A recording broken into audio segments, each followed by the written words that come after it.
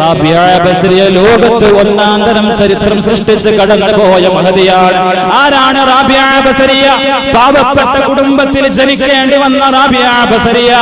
ആലോചിക്കണം, ബസറ നഗരത്തിൽ പാവപ്പെട്ട കുടുംബത്തിൽ ഹിജ്റ 95 വർഷത്തിൽ ജനിക്കുന്ന റാബിയ ബസ്രിയ. ആ കുടുംബത്തിലെ നാലാമത്തെ മകളാണ്, നാലാമത്തെ സന്താനമാണ് റാബിയ. അതുകൊണ്ട് അറബ് അക്കത്തിൽ റാബിയ 4 എന്നർത്ഥം വരുന്ന പേര് തന്നെ പിതാവ് തന്റെ നാലാമത്തെ മകളായ ആ കൺമണിക്ക് പേരിടുകയാണ് റാബിയ. അവൾ നാലാമത്തെ പെൺകുടിയാണ്. ആ റാബിയ ലോകത്ത് ജീവിച്ചത് എങ്ങനെയാണെന്ന് ചരിത്രം വളരെ ദുഃഖകരമായി വിവരിക്കുന്നുണ്ട്. റാബിയയുടെ ചരിത്രം. റാബിയ റളിയല്ലാഹു അൻഹ ജീവിച്ചത് എങ്ങനെയെന്നറിയുമോ? ചെറുപ്പകാലത്ത് തന്നെ പിതാവ് മരണപ്പെട്ടു പോയി. തനിച്ചായി പോയ റാബിയ, കുഞ്ഞാണ് റാബിയ. ആ റാബിയെ ഒരു കൊള്ളത്തലവൻ മോഷ്ടിക്കുകയാണ്. ആ കൊള്ളത്തലവൻ അടിമ കച്ചവടക്കാർക്ക് റാബിയയെ വിൽക്കുകയാണ്. പുതിയ യജമാനനുമായി നടന്നു പോകുന്ന റാബിയ ഒരു ദിവസം യജമാനൻ ിൽ നിന്ന് രക്ഷപ്പെടാൻ ഓടുകയാണ്. ആ ഓട്ടത്തിനിടയിൽ വീണ് കൈയൊടിഞ്ഞു പോയപ്പോൾ റാബിയ പ്രാർത്ഥിച്ചു പോയി, അല്ലാഹുവേ, ഞാനൊരു സാധുവാണ്, എനിക്കാരുമില്ല. പടച്ചവനെ, നീ എന്നെ ഫഖീറായി യതീമായി ജനിപ്പിച്ചല്ലോ അല്ലാഹ്. എന്നിട്ടിപ്പോൾ ഇതാ എന്റെ കയ്യിൽ നീ ഒടിച്ചു കളഞ്ഞല്ലോ അല്ലാഹ്. ഇത് പ്രാർത്ഥിക്കുകയാണ് റാബിയ.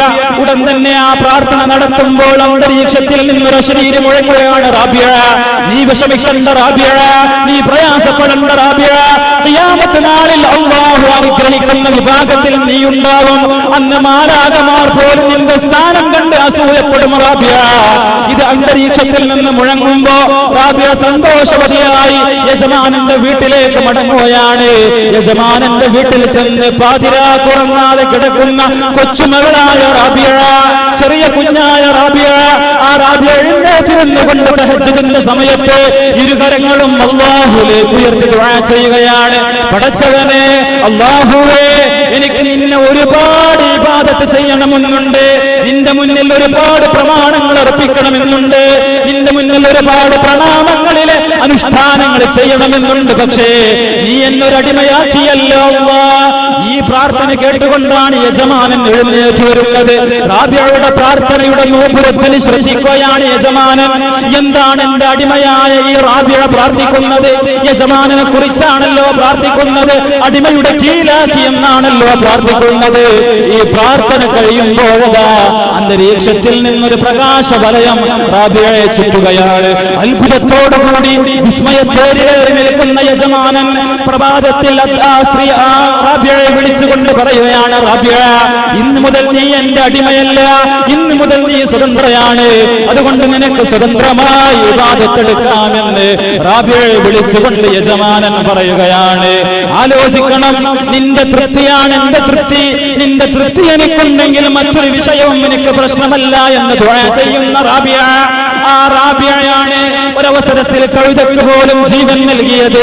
വലിയ സ്ത്രീയായി, യുവതിയായി, പക്ഷേ തന്റെ ഇബാദത്തിൽ നിന്ന് അളവ് പോലും വ്യതിചലിക്കാതെ ലോകം മാതൃകാ സ്ത്രീയായി മാറിയ റാബിയ. ആ റാബിയ ഒരവസരത്തിൽ ഹജ്ജിന് പോകുമ്പോൾ വഴിക്ക് വെച്ച് തന്റെ കഴുത മരിക്കുകയാണ്. കഴുത ചത്തുപോകുകയാണ്. തന്റെ വസ്ത്രം മുഴുവനും കഴുതയുടെ പുറത്തൊരു ഭണ്ഡാരമാക്കി വെച്ച ഒരു പാക്കറ്റായി വെച്ച അത് പൊതിഞ്ഞു വെച്ച അത് ആ പൊതിയെടുത്തുകൊണ്ട് റാബിയ പറയുകയാണ്, അല്ലാഹ്, ഈ മരുഭൂമിയിൽ എന്നെ നീ തനിച്ചാക്കല്ലേ, ഈ മരുഭൂമിയിൽ എന്നെ നീ തനിച്ചാക്കല്ലേ. നിന്റെ പരിശുദ്ധമായ ഹജ്ജ്, നിന്റെ പരിശുദ്ധമായ കഅബ അത് തവാഫ് ചെയ്യാൻ നീ എന്നെ ക്ഷണിച്ചു. ഏത് മലകൾക്കിടയിലാണോ ഹാജറ ബീവി ഇസ്മായിൽ നബിക്ക് വേണ്ടി സംസം വെള്ളത്തിന് വേണ്ടി ഓടിയത്, ആ സഫാ മറവുകൾക്കിടയിൽ നീ എന്നെ ക്ഷണിച്ചുകൊണ്ട് എന്റെ വാഹനമായ കഴുതയുടെ ആത്മാവിനെ നീ വലിച്ചൂരിയല്ലോ അല്ലാഹ്. ഈ റാബിയ ഈ മണൽപ്പരപ്പിൽ ഒറ്റപ്പെടുത്തല്ലോ അല്ലാഹ്. ഇത് പ്രാർത്ഥിക്കുമ്പോൾ ആലോചിക്കണം സഹോദരിമാരെ, ചത്തുപോയ കഴുതക്ക് ജീവൻ വരികയാണ്. എന്റെ ആത്മാവിന്റെ ഹുക്ക് കൊണ്ട്, ഇബാദത്തിന്റെ പവർ കൊണ്ട് റാബിഅ ബസരി റളിയല്ലാഹു അൻഹാ ചത്തുപോയ കഴുതക്ക് പോലും ജീവൻ കൊടുക്കാൻ മാത്രം അല്ലാഹുവിലേക്ക് അടുത്ത അല്ലാഹുവിന്റെ സൂഫി പ്രയാണങ്ങളിൽ മഹദിയായി മാറിയതിന്റെ ഏറ്റവും വലിയ ചരിത്രമാണെന്ന് നമ്മൾ മനസ്സിലാക്കണം. ഹസൻ ബസരി റളിയല്ലാഹു അൻഹു വിവാഹാലോചനയുമായി വന്ന പെണ്ണാണ് റാബിഅ. അന്നത്തെ മദീനയിലെ ഗവർണർ, അന്നത്തെ മദീനയിലെ അമീർ പോലും ഈ റാബിയക്ക് വേണ്ടി വിവാഹാലോചനയുമായി വന്നതാണ്. പക്ഷേ വന്ന അമീറിനോട് റാബിയ പറയുകയാണ്, നിങ്ങളെ ഞാൻ മാരനായി സ്വീകരിച്ചാൽ, നിങ്ങളെ ഞാൻ ഭർത്താവായി സ്വീകരിച്ചാൽ എന്റെ ഇബാദത്തിനത് തടസ്സമാവും. അതുകൊണ്ട് ഞാൻ അല്ലാഹുവിനെയാണ് വിവാഹം ചെയ്തിരിക്കുന്നത്. അതുകൊണ്ട് അമീറുൽ മുഅ്മിനീൻ നിങ്ങൾ മടങ്ങി പോവണേ എന്ന് അന്നത്തെ മദീനയിലെ അമീറിനോട് പറയുകയാണ്. ഈ റാബിയയോടാണ് ഒരാൾ വന്ന് ചോദിക്കുന്നത്, എവിടെ നിന്നാണ് റാബിയ വരുന്നത്? ഉടൻ തന്നെ മറുപടി വന്നു, ഞാൻ അല്ലാഹുവിൽ നിന്ന് വരികയാണ്, ആ അല്ലാഹുവിലേക്ക് തന്നെ മടങ്ങി പോവുകയാണ്. സുഫ്യാൻ സൗരി റളിയല്ലാഹു തആല അൻഹു ഒരവസരത്തിൽ രോഗം ബാധിച്ച് കിടക്കുന്ന റാബിയയെ സന്ദർശിക്കാൻ വരികയാണ്. ഉടൻ തന്നെ ചോദിക്കുന്നു, എന്തുകൊണ്ടാണ് മഹദി ഇത്ര വേദനയുള്ള രോഗത്തിൽ താങ്കൾ കിടന്നിട്ടും അല്ലാഹുവിനോട് എന്ത് ദുആ, അല്ലാഹുവേ നീ ശിഫയാക്കണേ എന്ന് എന്തുകൊണ്ടാണ് അല്ലാഹുവോട് നിങ്ങൾ ദുആ ചെയ്യാത്തത്? ഉടൻ തന്നെ പറഞ്ഞത് എന്തെന്നറിയുമോ? അല്ലാഹു ഒരു മനുഷ്യന് രോഗം കൊടുത്താൽ ആ രോഗത്തിലായിരിക്കെ അവന്റെ ദോഷങ്ങൾ മുഴുവനും അല്ലാഹു പുറത്തു കൊടുക്കുമെന്ന് റൂഹി ഫിദാ മുഹമ്മദുർ റസൂൽ സല്ലല്ലാഹു അലൈഹി വസല്ലമ തങ്ങൾ പറഞ്ഞിട്ടുണ്ട്. അതുകൊണ്ട് അല്ലാഹു എനിക്ക് ഔദാര്യം നൽകുകയാണ്. ഞാൻ അവന്റെ രോഗത്തിലായിരിക്കുമ്പോൾ എന്റെ ദോഷങ്ങൾ അല്ലാഹു പുറത്തു തരികയാണ്. അത് അവന്റെ അനുഗ്രഹമാണ്. എങ്ങനെയാണ് ഞാൻ അവന്റെ അനുഗ്രഹങ്ങൾ വേണ്ട എന്ന് പറഞ്ഞ് ദുആ ചെയ്യുക? അതുകൊണ്ട് എനിക്ക് അങ്ങനെ ദുആ ചെയ്യൽ അസാധ്യമാണെന്ന് സുഫ്യാൻ സൗരി റളിയല്ലാഹു അൻഹുവിനോട് റാബിഅ ബസരി പറയുകയാണ്. മാലിക് ഇബ്നു ദീനാർ, ആ മാലിക് ഇബ്നു ദീനാർ റളിയല്ലാഹു തആല അൻഹു ഈ പറയപ്പെട്ട റാബിഅയെ കണ്ട വ്യക്തിത്വമാണ്. ആലോചിക്കണം, മാലിക് ഇബ്നു ദീനാറിന്റെ ചരിത്രം പറയുന്ന സ്ഥലത്ത് പറയുകയാണ്, ഞാൻ ഒരു സ്ഥലത്തിൽ ഈ ബസറക്കാരിയായ റാബിയയുടെ വീട്ടിൽ ചെന്നു. ആ വീട്ടിൽ മൂന്ന് സാധനങ്ങളാണ് ഞാൻ കണ്ടത്. ഒന്നാമതായി ഞാൻ കണ്ട കാര്യം എന്തെന്നറിയുമോ? തലവെക്കാൻ ഒരു ഇഷ്ടിക മാത്രമാണ് റാബിയ ഉപയോഗിക്കുന്നത്. തലവെക്കാൻ ഒരു ഇഷ്ടിക മാത്രം. അവിടെയുള്ള പാത്രങ്ങളാവട്ടെ പൊട്ടിയ പാത്രങ്ങളാണ്. അവിടെയുള്ള പായ, ആ റാബിയ നമസ്കരിക്കുന്ന മുസല്ല, അത് കീറിപ്പറിഞ്ഞ മുസല്ലയാണ്. ഈ മൂന്ന് കാര്യങ്ങൾ, ഭക്ഷണം പാചകം ചെയ്യുന്ന പൊട്ടിയ പാത്രം, റാബിയ തലയിണയായി ഉപയോഗിക്കുന്ന ഒരു ഇഷ്ടിക, കീറിപ്പറിഞ്ഞ മുസല്ല, ഇത് മൂന്നുമാണ് റാബിയയുടെ വീട്ടിൽ ഞാൻ കണ്ടത്. ഞാൻ മഹദിയോട് പറഞ്ഞു, എന്റെ കുബേരക്കാരനായ സമ്പന്നനായ ഒരു സുഹൃത്തിനോട് പറഞ്ഞ് താങ്കളുടെ വീട്ടിലേക്ക് ഞാൻ അല്പം വസ്തുക്കൾ കൊണ്ടുവരട്ടെയോ എന്ന് ചോദിക്കുമ്പോ റാബിഅ റളിയല്ലാഹു അൻഹു പറയുകയാണ് മാലിക് ഇബ്നു ദീനാറിനോട്, യാ മാലിക് ഇബ്നു ദീനാർ, എന്താണ് താങ്കൾ മനസ്സിലാക്കിയത്? താങ്കളുടെ സുഹൃത്ത് സമ്പന്നനാണെന്ന് പറഞ്ഞു. ആ സമ്പന്നനാക്കിയത് അല്ലാഹു അല്ലയോ? എന്തുകൊണ്ട് ആ സമ്പന്നനാക്കിയ സുഹൃത്തിനെ മാത്രം അല്ലാഹു കാണുന്നു, ദരിദ്രയായി ഇബാദത്തെടുക്കുന്ന എന്നെ അല്ലാഹു കാണുന്നില്ല എന്ന് ഞാൻ എങ്ങനെ വിശ്വസിക്കാനാണ്? അത് മണ്ടത്തരമല്ലേ? എന്നെയും അല്ലാഹു കാണുന്നുണ്ട്, താങ്കളുടെ സമ്പന്നനായ സുഹൃത്തിനെയും അല്ലാഹു കാണുന്നുണ്ട്. അതുകൊണ്ട് എനിക്ക് അല്ലാഹുവിന്റെ തിരുക്കാഴ്ച മതി മാലിക്. അതുകൊണ്ട് താങ്കളുടെ സുഹൃത്തിന്റെ സമ്പന്നത കൊണ്ട് എന്റെ വീട് അലങ്കരിക്കാൻ നോക്കണ്ട മാലിക്കേ എന്ന് മാലിക് ഇബ്നു ദീനാറിന്റെ മുന്നിൽ പറഞ്ഞു. ആര്? ഈ റാബിഅ ബസരി റളിയല്ലാഹു അൻഹാ. ഹസൻ ബസരി റളിയല്ലാഹു അൻഹുമായി ഒരിക്കൽ സംസാരിച്ചിരിക്കുകയാണ്. നദിവക്കിൽ സംസാരിച്ചിരിക്കുന്ന ഹസൻ ബസരി ഉടൻ തന്നെ ജലാശയത്തിന് മുകളിൽ ഒരു പായ വിരിച്ചുകൊണ്ട് അതിലേക്ക് മാറിയിരുന്നു. ആര്? ഹസൻ ബസരി റളിയല്ലാഹു അൻഹു. വെള്ളത്തിൽ താണുപോയില്ല. അത് ഹസൻ ബസരിയുടെ കറാമത്താണ്. എന്നിട്ട് ഹസൻ ബസരി പറയുകയാണ്, നമുക്ക് ഈ വെള്ളത്തിന്റെ മുകളിൽ പായ വിരിച്ച് സംസാരിക്കാം. മഹദിയും ഇവിടെ പായ വിരിച്ചിരിക്കുക എന്ന് പറയുമ്പോ ഉടൻ തന്നെ അന്തരീക്ഷത്തിലേക്ക് ഈ മഹദിയുടെ മുസല്ല പറന്നു പൊങ്ങുകയാണ്. അന്തരീക്ഷത്തിൽ പറന്നു പൊങ്ങിയ മുസല്ലയിൽ ഇരുന്നു കൊണ്ട് മഹദി പറയുകയാണ്, എന്താണ് ഹസൻ ബസരി അല്ലാഹുവിനെ കുറിച്ച് താങ്കൾ മനസ്സിലാക്കിയത്? ഒരു വെള്ളത്തിന്റെ മുകളിലിരിക്കാൻ താങ്കൾ വെള്ളത്തിന്റെ മുകളിലിരിക്കുന്നു, ഞാനാണെങ്കിലോ വായുവിലിരിക്കുന്നു. ഒരു വെള്ളത്തിന്റെ മുകളിലിരിക്കാൻ ഒരു മത്സ്യത്തിന് കഴിയും, വായുവിലിരിക്കാൻ ഒരു ചെറിയ ഈച്ചക്ക് പോലും കഴിയും. അതുകൊണ്ട് വെള്ളത്തിന്റെ മുകളിൽ ഇരിക്കലോ വായുവിൽ ഈച്ച പോലെ ഇരിക്കലോ അല്ല നമ്മുടെ പുണ്യം. അല്ലാഹു അതിലേറെ മഹത്തായ കാര്യങ്ങൾ ചെയ്യാനാണ് ഈ മനുഷ്യവർഗത്തെ, ഈ സ്ത്രീ വിഭാഗത്തെ, ഈ പുരുഷ വിഭാഗത്തെ അല്ലാഹു ലോകത്തേക്ക് ഇറക്കിയത്. അതുകൊണ്ട് അതിലേറെ വലിയ മഹത്വമായ കാര്യങ്ങൾ നമ്മൾ ചെയ്യണമെന്ന് ഹസൻ ബസരി റളിയല്ലാഹു അൻഹുവിനോട് റാബിഅ ബസരി റളിയല്ലാഹു അൻഹു പറയുകയാണ്. ഈ റാബിഅയാണ് ഉറങ്ങാത്ത റാബിഅ. ഒരു ദിവസം രാവിലെ രാത്രി ഒരുപാട് ഇബാദത്തെടുത്തത് കാരണം ഉറങ്ങിപ്പോയി. രാവിലെ ആ ഉറക്കിലേക്ക് ഒരു കിനാവ് വരികയാണ്.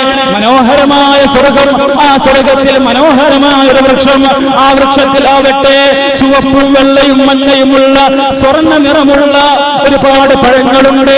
ആ പഴങ്ങളുടെ നിറം ചുവപ്പുണ്ട്, വെള്ളയുണ്ട്, മഞ്ഞയുണ്ട്. ഈ റാബിയ ചോദിക്കുകയാണ്, ആരുടേതാണ് ഈ വൃക്ഷം? എത്ര മനോഹരമാണ് ഈ വൃക്ഷം, ആരുടേതാണ് ഈ വൃക്ഷം എന്ന് ചോദിക്കുമ്പോ സ്വർഗത്തിൽ നിന്ന് മാലാഖയുടെ ശബ്ദമുയരുകയാണ്, റാബിയ ഇത് നിങ്ങളുടെ വൃക്ഷമാണ്. റാബിയ ബസരി റളിയല്ലാഹു അൻഹ ആ സ്വർണ്ണപ്പഴത്തിന്റെ പ്രകാശം കൊണ്ട് മിന്നിമറയുന്ന വൃക്ഷത്തിന്റെ ചുവട് മുഴുവൻ നടക്കുകയാണ്. 18 ഗോൾഡൻ പഴങ്ങൾ, 18 സ്വർണ്ണ പഴങ്ങൾ അതിന്റെ താഴെ വീണ് കിടക്കുന്നുണ്ട്.